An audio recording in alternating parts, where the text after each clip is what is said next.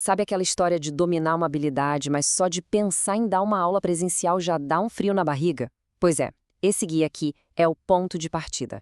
Hoje, a gente vai desvendar um passo a passo bem prático para transformar todo esse conhecimento numa aula incrível e, o mais importante, perder de vez o medo de começar. Bora lá?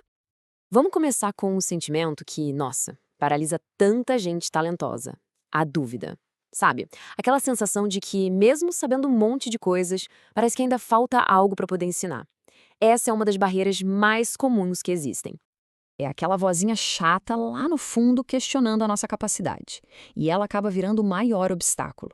É o medo do desconhecido, do que pode dar errado, e aí a gente simplesmente não age. Mas olha, a boa notícia é que tem um caminho para sair dessa. E esses sentimentos não são algo isolado, não. Muitos especialistas enfrentam exatamente os mesmos bloqueios. A vergonha do próprio espaço de trabalho, a incerteza de como organizar o conteúdo, a ansiedade sobre a opinião dos outros, são barreiras super comuns e, o principal, totalmente superáveis.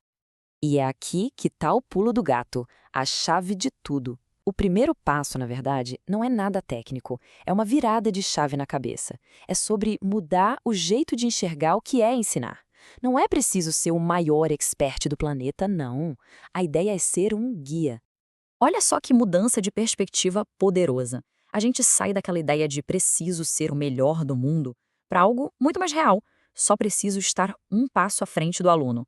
A pressão sobe quando a gente entende que o jogo não é impressionar outros especialistas, mas sim ajudar quem está começando. O talento que se tem não é para quem já está lá no topo, é para quem precisa de uma mãozinha para subir o primeiro degrau. E, gente, isso aqui é fundamental. Aquele conhecimento que às vezes a gente acha que não é nada demais, para quem está começando do zero, é um tesouro. Pensa só, 2 anos de experiência, para quem não sabe nada, é um atalho gigante. As pessoas pagam para economizar tempo, para não cometer os mesmos erros. É exatamente isso que está sendo oferecido. Certo? Mentalidade ajustada? Então, bora para a parte prática. Eu sei, a tarefa de criar uma aula pode parecer uma montanha, né?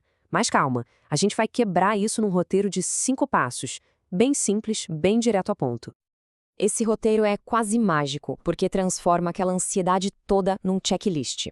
Primeiro, qual o objetivo? O que o aluno vai conseguir fazer no final. Segundo, a estrutura, com começo, meio e fim. Terceiro, listar os materiais. Quarto, planejar as atividades práticas e teóricas. E quinto, que é genial, antecipar as perguntas. Pensa bem, se a aula é de pão, é óbvio que alguém vai perguntar por que minha massa não cresceu. Já ter essa resposta na ponta da língua tira um peso enorme das costas, né? Beleza, plano no papel. Mas e agora? Como colocar isso em prática sem aquela pressão de uma turma grande? A estratégia é simples. Começar pequeno, bem pequeno. Um comecinho focado, de baixo risco, só para construir confiança e validar o método. Isso mesmo. A jornada não começa com uma turma de 10, 20 pessoas. Começa com apenas um aluno. Uma aula particular é o jeito perfeito de testar o material, de sentir o ritmo, de ajustar a forma de explicar. É ali, nesse um a um, que a confiança começa a nascer. E o objetivo dessa primeira aula é super simples. São 3 coisas. Primeiro, validar se as pessoas têm interesse nisso. Segundo, testar se o método de ensino funciona.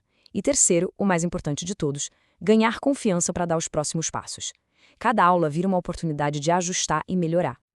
Ok, tudo certo, mas aí vem aquela pergunta super prática. Tá, mas onde dá essa aula? Essa é uma das maiores preocupações, né? Aquela coisa de, mas eu não tenho um ateliê, ou minha cozinha não é profissional. Parece uma muralha, mas as soluções são bem mais simples do que parecem. Olha só, existem várias alternativas. A aula pode ser, por exemplo, na casa do próprio aluno. Isso é ótimo porque a pessoa já aprende com os equipamentos que ela tem em casa. Outra ideia é alugar um espaço por um dia ou até fazer uma parceria com alguma loja do ramo. O ponto é, o espaço não pode ser o que impede de começar. E agora atenção, porque essa dica aqui talvez seja a mais importante de todas. A gente tem uma mania de querer resolver todos os problemas de uma vez só. E o que acontece? A gente trava. O segredo é focar em uma coisa de cada vez. O primeiro problema? Encontrar um aluno. Depois que essa pessoa existir de verdade, o problema do espaço fica muito, mas muito mais fácil de resolver. Um passo de cada vez. Bom, a gente já está caminhando para o final. E se tem uma mensagem que precisa ficar, é a seguinte. Estar pronto ou pronta não é um sentimento que a gente fica esperando chegar, é uma decisão.